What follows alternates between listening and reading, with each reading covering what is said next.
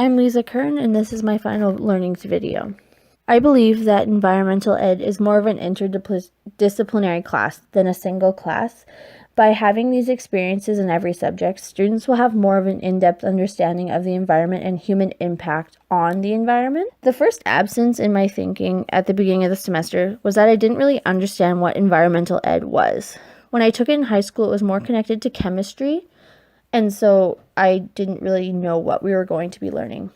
A major theme in my learning was connecting the course readings, like the Lorax, Canoe Pedagogy, Braiding Sweetgrass, to Indigenous ways of knowing. And by doing this, I changed the way I thought about environmental ed. I never really considered Canada's history as a topic to be discussed in environmental education.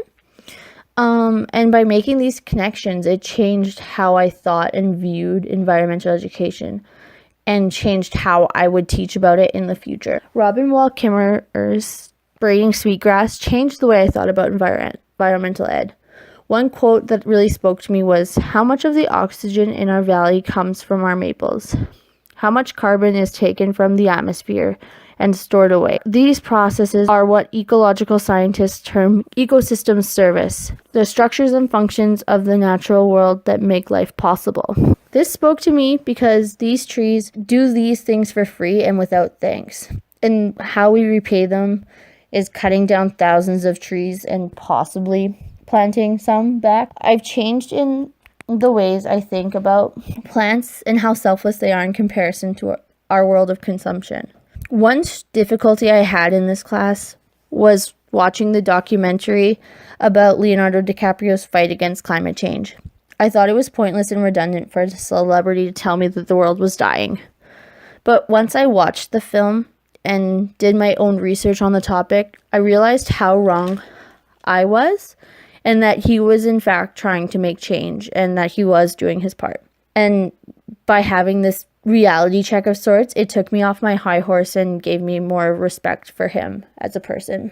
Another struggle I had with the artistic aspect of this course and doing our own visuals was the drawings itself. I didn't understand how to draw a picture before I'd written my page, because typically you'll write the story and then artist will draw the pictures after. So I didn't really get how I was supposed to do that. The more I did that blog and everything, the more comfortable I got with my abilities, and it started to change my artwork and actually became a bit better. My learning process this semester had me realize how useful and important inquiry-based learning is, and how useful it can be in the classroom. Having the freedom to pick my assignment topics made me connect more and work harder on the assignments, and I actually enjoyed them a lot more because of that. Finally, one thing I really enjoyed writing and struggled with a bit at the same time was the love letter assignment, because of how vulnerable it was. And I wasn't sure if my mark would reflect the feelings and effort I put into that. One quote that spoke to me was, "Do you think you would prefer this way of life over the way you lived as a young man?" I wonder why I felt the need to ask this. My great-grandpa was born in the early 1900s, and he watched the world change and technology become more and more relevant.